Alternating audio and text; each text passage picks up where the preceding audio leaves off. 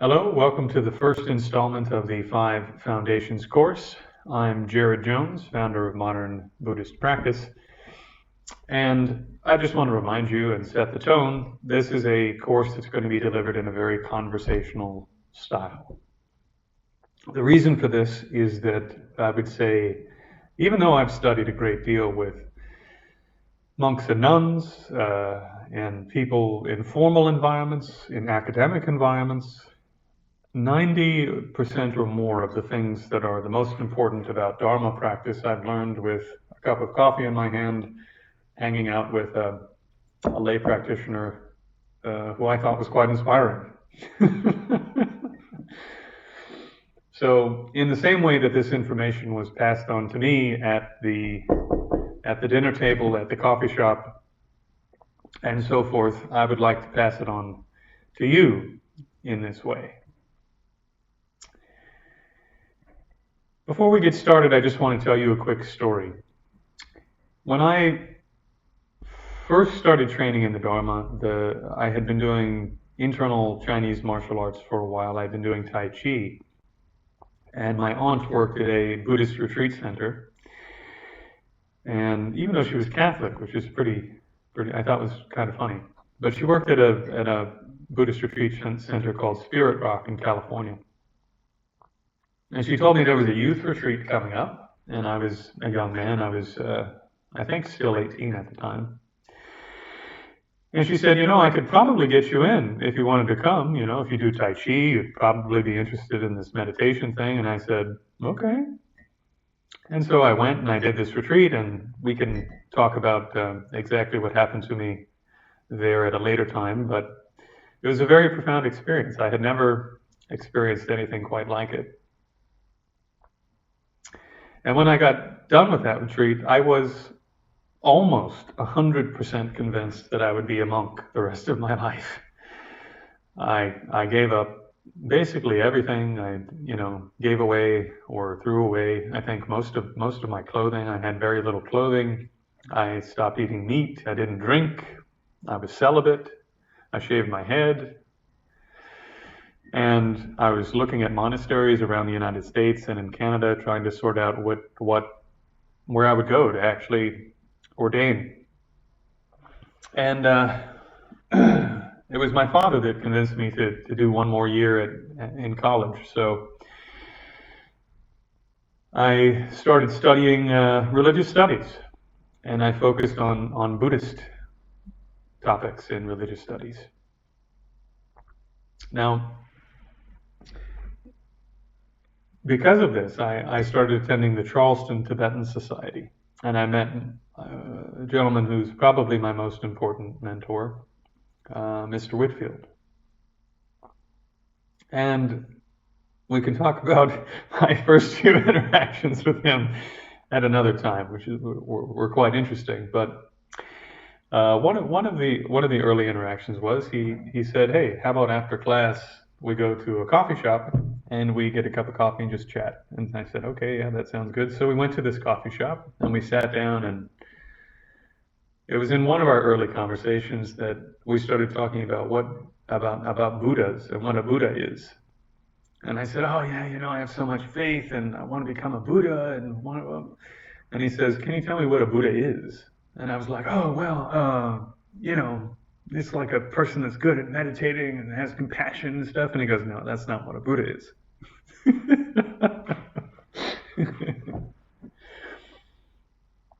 And so he started challenging me, do you really understand this part of the practice you're doing? Do you really understand that part?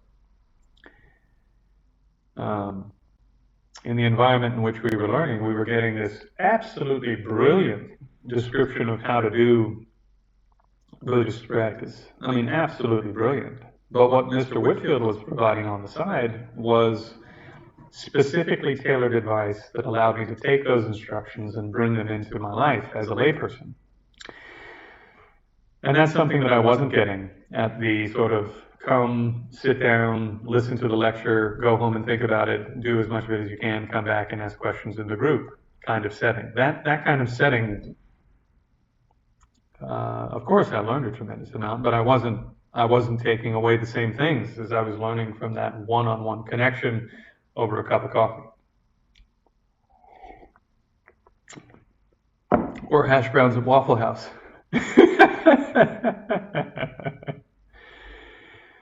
So,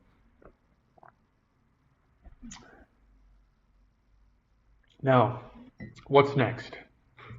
To begin, to actually get into the topic at hand,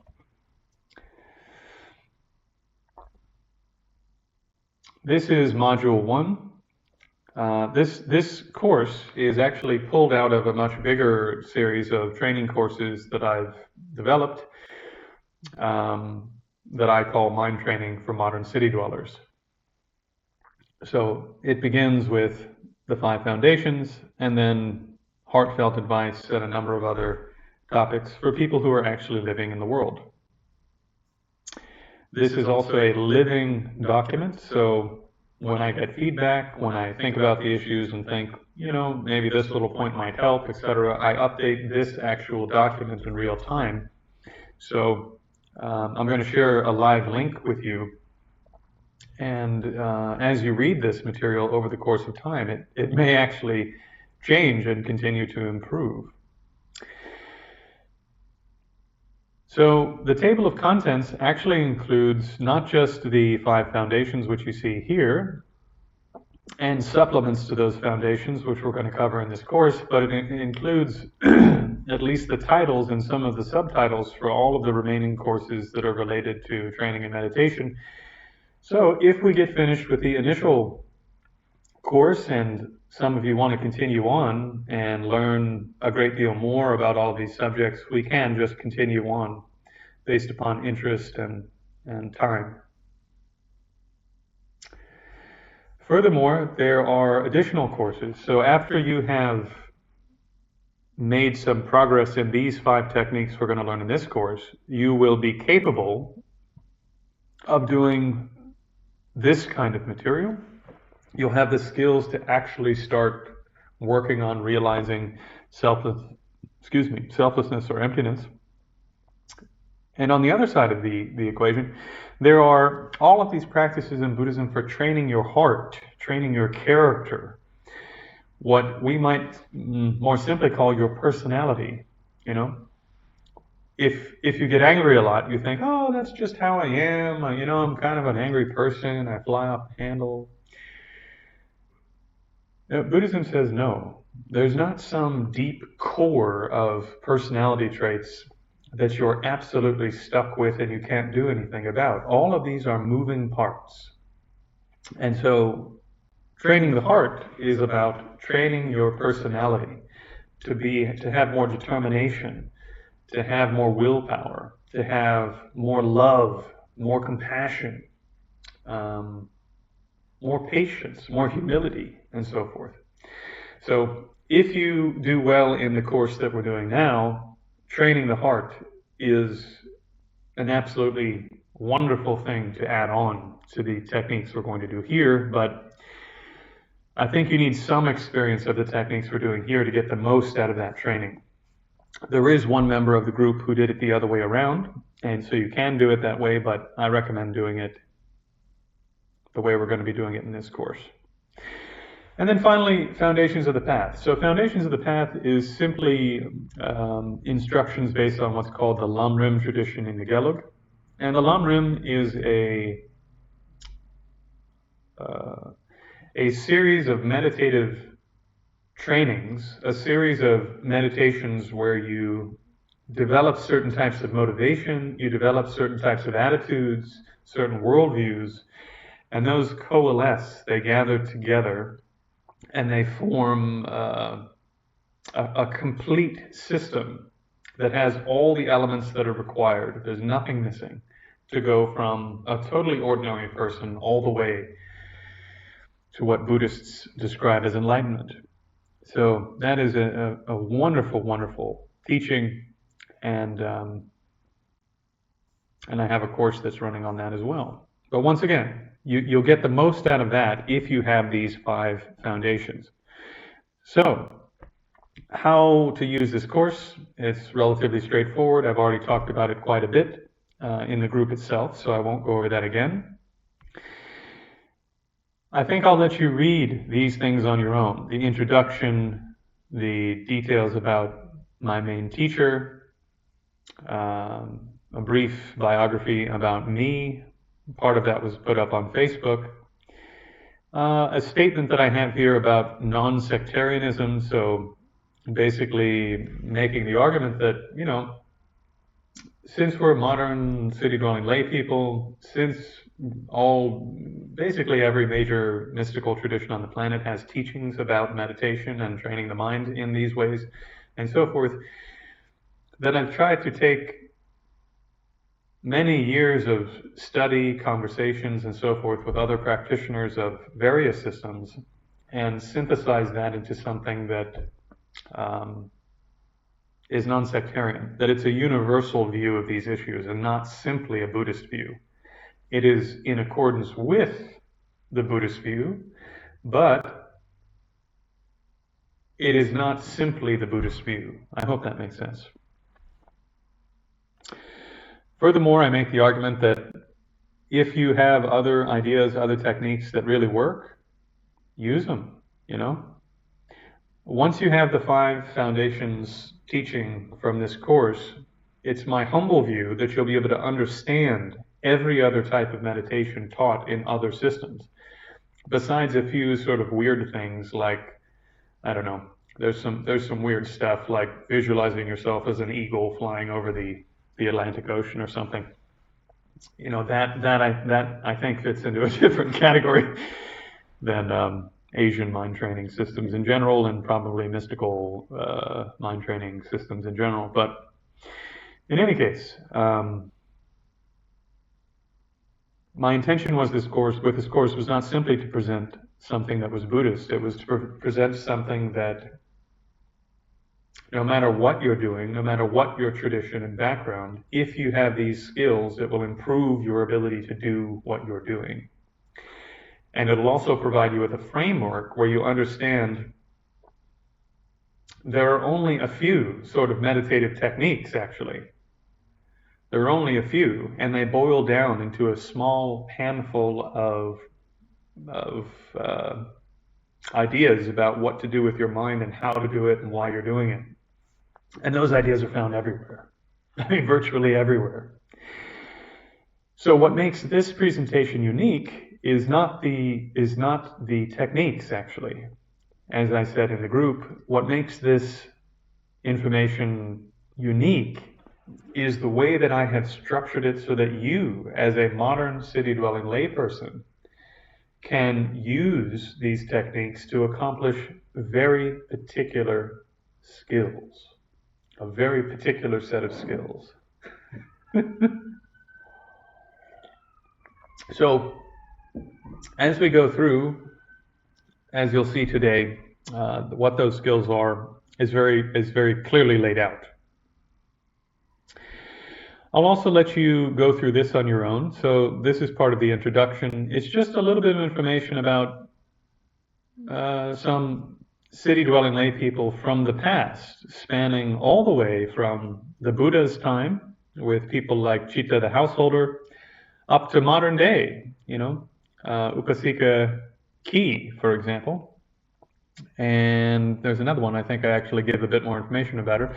But as I say here, just to do, half a sentence here, you can hardly turn a page within any Buddhist historical system without bumping your elbow onto a lay practitioner who is like really extraordinary. And sometimes the stories are quite funny because, a lay practitioner turns up to a big gathering and does something absurd, and the ritual master at the gathering goes, "What are you doing here? You can't, eat your lunch in the middle of the big whatever."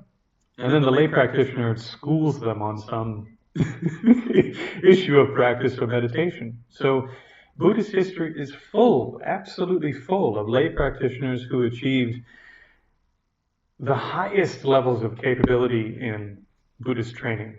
Okay? So what does that mean? That means there's no excuse for you. And there's no excuse for me. We can do it too if we do the work. So this should be inspiring, this section.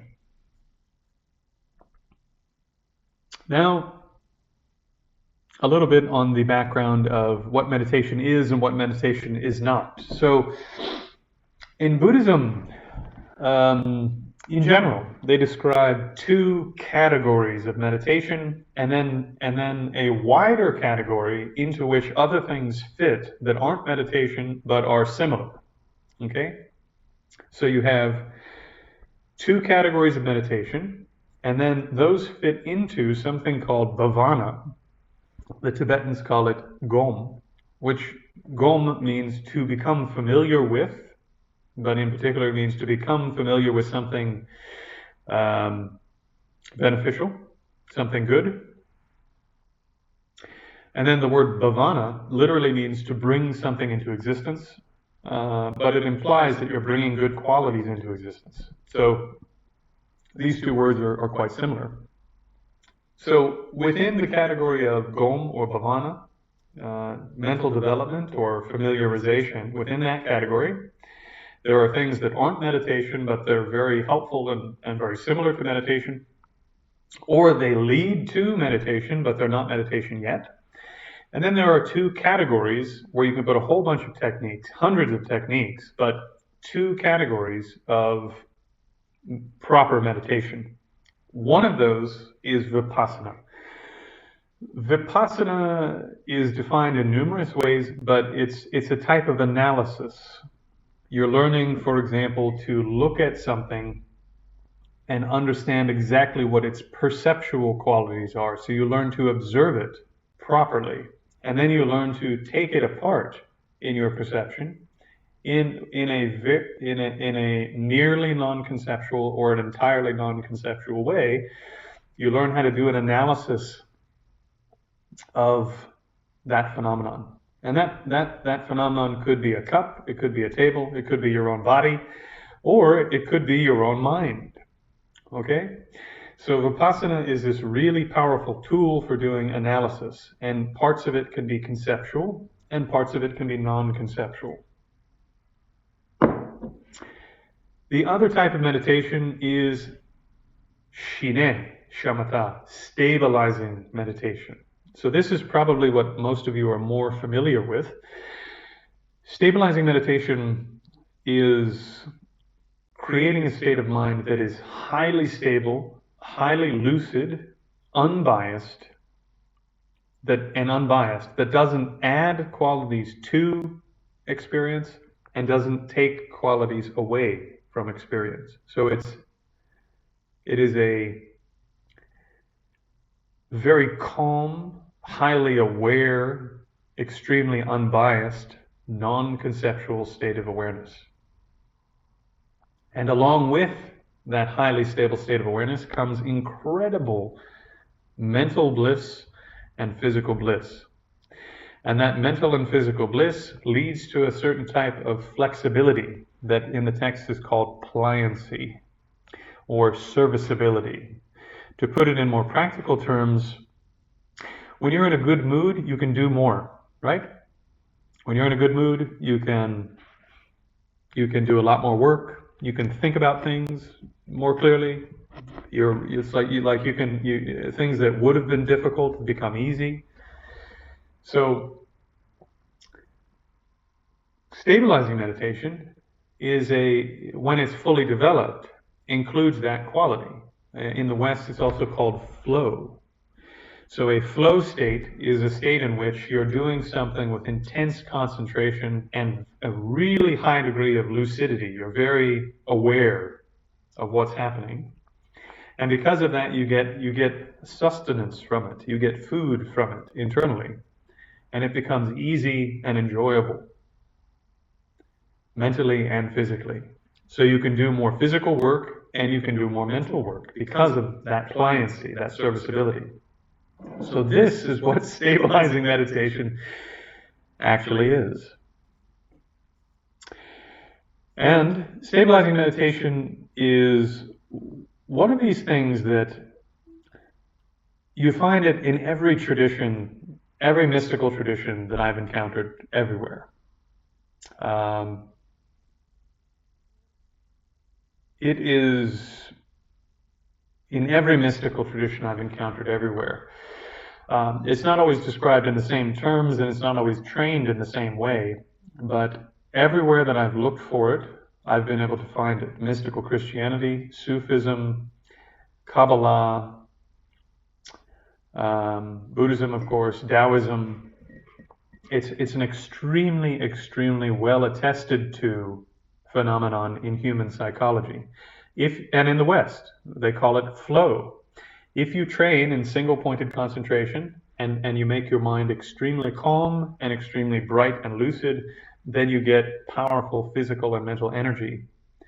And not in some kind of woo-woo new age way, like quite literally and practically, you feel good. And mentally you feel good. So you can just do more things. And your mind is more flexible. And your body is more capable. And this is just a natural thing about being a human being. So these are the benefits. If you have a mind like that, you can use it for unbelievable personal transformation. And you can use it for unbelievable good work. So that is stabilizing meditation. Now, as is described in all the traditional models, you don't just go from, it's like a Wednesday morning and you're going to sit down for 5 minutes and achieve stabilizing meditation. No. To achieve stabilizing meditation, you go through 9 distinct stages of training. And I'm not going to go into all the details of those stages because you don't need to know them to do the practice we're going to do. But it is important to know that the first 4 stages have to do with training your attention. So you're trying to get your mind to grab onto something and then stay where you put it. And you're learning that as your mind starts to pull away, you can bring it back. And so this is the struggle, right, of pulling away and coming back, pulling away, coming back. And when you read the great texts that have been written on this by the foremost authorities in Buddhist meditation, what they describe is not relaxing. It's not relaxing. The first 4 stages are more like powerlifting. And it's not a marathon. It's more like a sprint. So if you want to make progress in the first 4 stages, and in particular the first stage or 2 of gaining stabilizing meditation and having this wonderful mind that we just discussed, you have to treat this first stage as almost like a life or death struggle with your mind. One of my teachers used to say, it's really helpful to think that when you're sitting on your cushion, there's somebody standing behind you with a big sword or a big stick, and they're going to just beat you if your mind moves off the object for a fraction of a second. So that is the kind of intensity you need to have to make progress on this first stage. And I think this is why so many people give up on meditation. They meditate for a little while, and their mind goes absolutely crazy, and then they don't know what to do. And when they talk to their teachers and things, they just say, well, you just need to do more and it'll change. But that's not true. You have to apply the right skillful technique. You can't just do more. You have to do more of the actual thing that fixes the problem you have. Right? If your arms aren't very strong, and so you go to the gym and work out your legs, that's not gonna help. Or it's not going to help much. So, what are the actual conditions you need to do the training? Well, as I've described in a number of places, what we're doing here I see as a supplement to full-on Buddhist practice in a proper lineage. So I would encourage all of you, if you aren't already involved with the lineage, to go and find a lineage of full-on Buddhist practice. Chan, Zen, Tibetan Buddhism, Thai Forest, it doesn't matter to me. You could even go to one of the Taoist schools, or if you're not interested in Buddhism at all, that's fine. Um, and I suppose I can help you with all of these aspects of Buddhist practice that I'm aware of. But um, I think it's important to have a connection with a proper living lineage of Buddhism. My intention is not to replace existing lineages. It is to support the really deep, profound things that are being taught in those lineages. I hope that makes sense. In any case, if you haven't done that yet, that's totally fine. That's not going to impact your ability to complete this course, but in a bigger picture, it would be helpful. Secondly, your training area. So in the long run, you may not need a specific training area. However, it can be helpful for this stage of practice, for Foundation 1, to have a very quiet area that's clean and organized. And it should be an area where you don't have fights with your kids or fights with your spouse, or a place where you're not having intimate moments, a place where basically it's sort of clean. Psychologically it's clean, physically it's clean, it's organized, and it's dedicated to what you're trying to do. That can be very helpful. If you don't have that, then just do the best you can. It's not the end of the world if you don't have that. The most important thing is that you have a place you can sit comfortably, and that could be on a chair, it could be on a couch, it could be on a meditation cushion, but as long as you can sit comfortably and get your spine straight, that is more than enough for this portion of the course. Okay? Now, let's talk about the actual technique. The actual technique of Foundation 1 is a very intensive breath meditation. All right? And the structure that you're seeing here, where I've laid out what skill you're trying to gain, what competency you're trying to gain, is going to be something that repeats as we go. You'll see this again and again. So the skills we're trying to gain are just these two skills, and that's it. We're not using breath to do the whole practice. We're not using breath to get to enlightenment next Tuesday. We're not using the breath to learn everything about our consciousness. We are just developing two skills. We're going to learn how to place the mind somewhere and then keep it where you put it. That's it. And that's why 5 minutes is enough. This will be exhausting. What's going to happen, I'll tell you already, and it is an extremely good sign. It doesn't seem like it is, but it's an extremely good sign. You're going to sit down, you'll get all comfortable, you'll have your tea there, you'll light your incense, and you'll be sitting there. By the way, don't turn on any music or anything. You need your mind to go where you put it. So you'll be sitting there, and you'll put the mind on the breath, and you'll be doing the exercise, and all of a sudden, it'll seem like your mind goes absolutely nuts. Like it is worse than it's ever been in your life. You're totally overwhelmed by thoughts. You can't keep your mind focused on anything. And the truth is, the reason this is a good sign is that that's how your mind is every single moment of the day. You've just never noticed. This is how your mind is all the time. You have a small degree of accomplishment in meditation when you can sit down, try to focus your mind on some object, and you notice that your mind is totally nuts. That's the first accomplishment of meditation.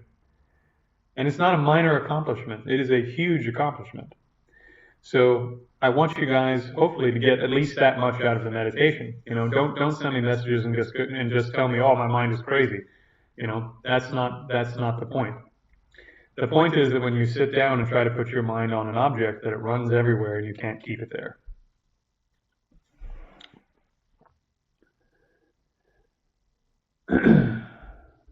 I've already talked about what to do with your body.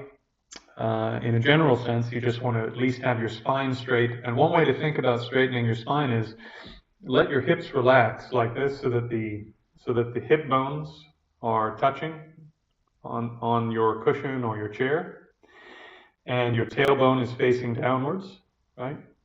You don't want your tailbone like this underneath you slumping. You want your tailbone basically pointing downwards. And then your lower back, think about lifting these lower ribs, not your chest. Chest stays down. But you think about lifting the lower ribs, which arches the mid-back, the low mid-back. You don't want to arch your hips so that your tailbone goes like this, right? You want your tailbone facing down, but you just raise the lower ribs a little bit and relax the abdomen a little bit, and that gets the spine mostly up straight. And then with the neck, you'll see that a lot of people, when they are training in meditation, they do this because they're trying to get the neck straight, but that will degenerate your spine over time. That's not a natural position. The natural position for your head is the spine is curved at the top like this. And you can probably see, if I exaggerate it, the spine is curved like this. It's rounded at the top. So all you want to do is from here or from here, think about just raising the head a little bit while keeping that natural curve. And then you just bring the chin down without affecting that curve, because the top of the head, there's a joint like this. So you can rotate the head like this without just affecting what it's sitting on. So when the neck is in the appropriate comfortable position, then you just rotate the head on top of it by bringing the chin slightly down. Not back, just down. Okay? So if you can do that with the spine, that's enough in terms of your posture. What you do with your hands is not particularly important. Just put them in a comfortable position. You can use this one from the Buddhist canon. You can do it either way. There's another tradition where you take your hands and you just kind of lay them over the front of your lap like this. You can put them on your knees, like, with one hand on each knee. Just find a position that's comfortable. That's the most important thing. Because do not move. You're sitting for 5 minutes. Once you've set your posture in place, any movement of your posture in those 5 minutes is distraction. So you want to sit absolutely still without moving. And your only job, your one job, is to forcefully, with every ounce of your being, just cram every bit of your attention and awareness into being aware of your breath. Now, what are we going to put our attention on? So inside your nostril, at various times of day, your body alternates which nostril is open. Sometimes both are open, but usually it's one or the other. So right now for me, it's mostly this one. So you breathe in, and you'll feel that there's a patch of skin inside the nostril that's open where you feel a lot of sensation. So you put your mind there, and you want to, don't imagine anything, but it is, you are taking all of your attention that right now it's spread out all over your body. Your attention's spread out over your body, it's spread on to your senses, it's spread in your concepts. Your attention is spread all over the place. You're going to take all of that attention and zoom it in, focus it like a magnifying glass onto that patch of skin. So that is the object of meditation. The object here in the sense that your mind is a subject and it is aware of some object. It is aware of something. The thing you're aware of is just this patch of skin. That's it. The patch of skin is what you're aware of. You're not thinking about the patch of skin. You're not imagining the patch of skin. You're not thinking, you're not going, you're not mentally reciting something like, this is a patch of skin where my attention is, right? You are simply being aware of the actual physical tactile sensations on that patch of skin. This is a critical point. Now, you will find that patch of skin, set your timer. Should be very, very gentle timer, okay? You don't want to get done with your meditation and be zapped out of it. Right? It should be something very gentle. There's an app called Zen Timer where it rings this really nice bell, something that pulls you back out of the practice gently. But set your timer for 5 minutes. If 5 minutes somehow doesn't seem long enough, you can do maybe 6 minutes, 7 minutes, but don't go for very much longer than that. 5 minutes, give or take, is plenty, because the purpose of this is not to sit there and do half an hour of just sort of half being on your breath and half floating around. The intention with this is to put 100%, 110% of your awareness into the activity, which should be very strenuous, very intense. And the way to ensure that it is very strenuous, very intense, is to do sessions that are short in duration. So 5 minutes is more than enough. If you're not sort of like tired from having done this, then you're not putting enough effort in, because this will be a struggle. And if it's not a struggle, then either you've been doing this a long time, or you're not putting in enough effort. Okay? So the next aspect is this. There's quite a bit of debate about whether you should count your breath or you shouldn't count your breath. For this particular exercise, count your breath. The reason is this. In a sense, because you're counting your breath, your attention has to go like this, back and forth between being aware of the counting and being aware of the breath. And that is something eventually that you want to overcome. However, what are we doing with this exercise? What are we doing? We're trying to train our attention to go where we put it and stay there for as long as we'd like it to stay there. The main problem we have is that the mind is going to run off and do something else, and we're not even going to notice that it ran off. It's just going to run off, and the timer will go off, and we'll go, oh yeah, I was supposed to be meditating. So the way to stop that from happening is to count your breath.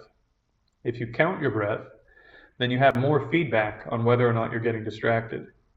If you count your breath, then you'll go 1, 2, 3. Oh, Walmart. Do I need to get cereal next week? Oh, I'm meditating. Wait a minute. What number was I on? I can't remember. I don't know where I was. And the fact that you can't remember the number you were on now tells you that you got pulled away from the object, you got pulled away from the activity you set yourself to do, and the feedback is really good on whether or not you're getting distracted. So counting is essential. So how do you count? First you breathe in, and you have the attention on the breath, so you breathe in, breathe out, and then you briefly turn your attention to counting. And when you count in your mind, you very sort of forcefully, you say 1. And you briefly visualize the number 1 in whatever language is best for you, the number 1 as white on a black background. The reason it's white on a black background is that naturally when your eyes are only partially open, etc., black is sort of the natural background that you mentally will visualize. So black, if you made the number black, then it'll be on this black background and you won't see the number. So you visualize the number as white on a black background. Just for a moment, just breathe in, breathe out, 1, back to here. Breathe in, breathe out, 2, back to here. Breathe in, breathe out, 3, back to here. And you're visualizing the numbers maybe about the size of your thumb and about the distance, about here, and about the level of your eyebrows, and about the distance of your arm, so about arm's distance away. And once again, there are reasons for that, but I'm not going to get into it. Now, for most people, if you go 1, 2, 3, 4, 5, 6, 7, then you stop and you turn around 6, 5, 4, 3, 2, 1. And you do that 3 times. So up to 7, back to 1, up to 7, back to 1, up to 7, back to 1. For most people, that's 5 minutes, or right around 5 minutes. So if you do 3 rounds of 7, then you will have probably gotten to about 5 minutes. So that's what I'm going to recommend. Do 3 rounds of 7. And there's more details here on the counting, but also if you need to make an adjustment, you can do an adjustment at 0. So you go 1, 2, 3, 4, 5, 6, 7, breathe in, breathe out, 6, breathe in, breathe out, 5, breathe in, breathe out, 4, and so on. Breathe in, breathe out, 1, breathe in, breathe out, and then you don't count. You just take one moment, you look at your posture, and you go, yeah, my neck is bad. Okay, and you make a little adjustment to the neck. Breathe in, breathe out, 1, breathe in, breathe out, 2, and obviously not at that speed. You breathe at a natural speed, okay? And if you have been doing Buddhist practice for a while, or you just would like to do a prayer of some kind, you can do what's called a motivation before and a dedication after. So you set your motivation before. I'm going to do this practice so that I can become a better version of myself and benefit other beings. And then afterwards, you dedicate it in a similar way. Or you can dedicate it in whatever way you feel is best, according to the Buddhist tradition you're familiar with, or whatever types of prayers you think are most appropriate. That's not one of the critical points for the practice. So, just to give you an image of what we're trying to do with this skill, think about meditation, at least at this level, because it's not always like this, but at least at this level. Meditation is almost like a movie reel, and this here is what a movie reel looks like for those of you who might be too young to have seen a movie reel. A movie reel is a series of individual images that when you run them really fast, they look like a moving, talking image, even though in reality it's just a series of individual pictures. Every picture is part of the movie. There are no pictures in there that are randomly of some other movie that's unrelated to the movie you're watching, unless it's some kind of art film. If you're watching Titanic, every single frame of the movie is a single still picture of the movie Titanic. So in the same way, think about the movie that you're creating here. If your mind is the camera, you're going to point the camera at this little tiny patch of skin, and you're just going to be aware of the sensations of breathing.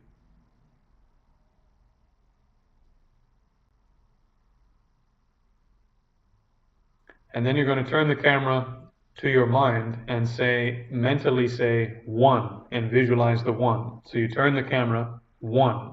Turn the camera back, breathing in.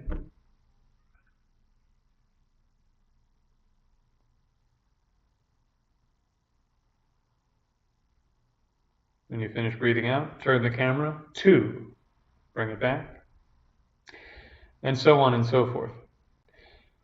Absolutely anything else that appears, if you become aware of a different part of your body, if you hear a sound, if you smell something, if you taste something, if you see something with your eyes, all of these things are a different movie than the movie you're making.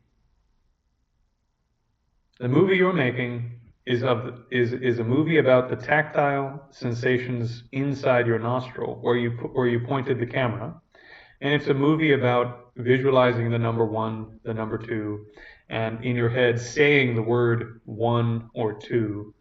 And that's the entire audio and video for the entire film. The film has nothing else in it.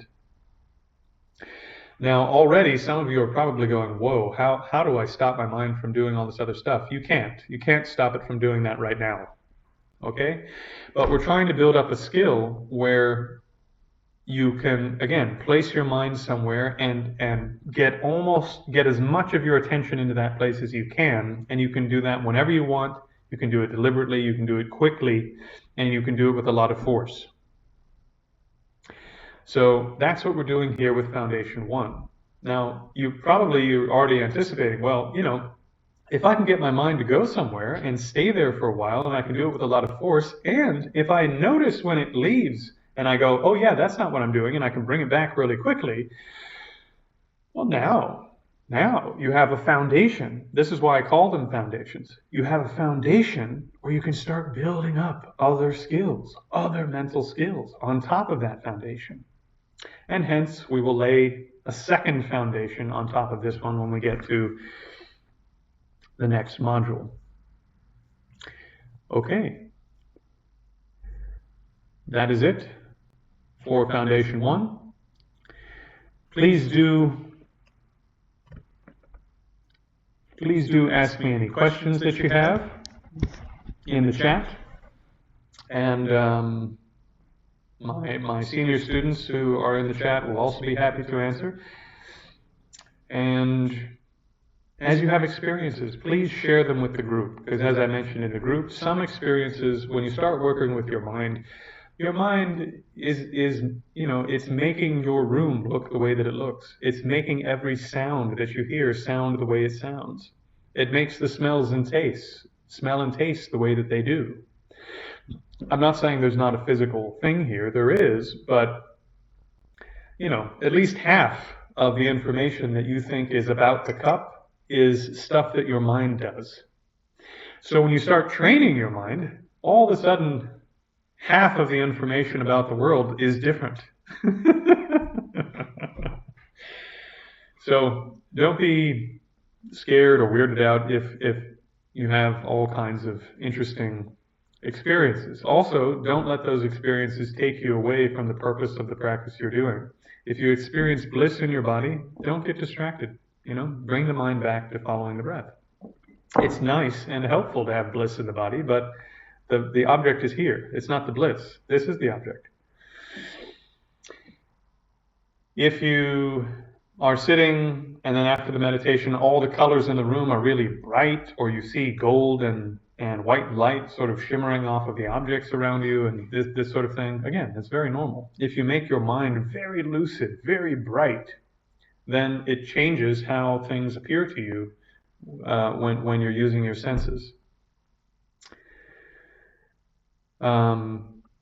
Sometimes people do these kinds of techniques and it feels to them like the center of their awareness, which is normally it feels like it's in your head. Sometimes it feels like the center of your awareness moves here, or that your body disappears for a period of time, or your body becomes huge, or your body becomes small. All sorts of things can happen because you're working with your mind, and your mind is making reality appear the way that it does. So don't get distracted by those things, but just be aware if those things happen, they're normal, it's totally okay. Don't let them distract you, just carry on with the actual technique we're doing. And then in terms of experiences you're having, overall, difficulties you're having, please bring them to the group so that we can talk about them. And your experiences will inspire others. And your difficulties will help others avoid those same difficulties. You see? So this is the function of the community. We get to learn from each other's mistakes, and we get to benefit from each other's successes. This is why community is so important. All right? And anything that you don't understand, either myself or one of the administrators for the group can help make sure that you understand it. In any case, cheers and good luck. Work hard. Please work hard. Try to commit yourself to doing at least one session a day. If you want to do more than 5 minutes, don't do it all at once. Take a 5 or 10 minute break in between and do multiple sessions like that. Also, you may notice that throughout the day, sometimes you're just doing something else, and that same intensity of concentration starts to appear in other things you're doing. That's good. That's what's supposed to happen. And that's why this technique works really quickly, because you're going to start bringing that skill into other things you do. You only have one mind. You have one mind. So once that mind has a certain skill, it starts to apply it here and there.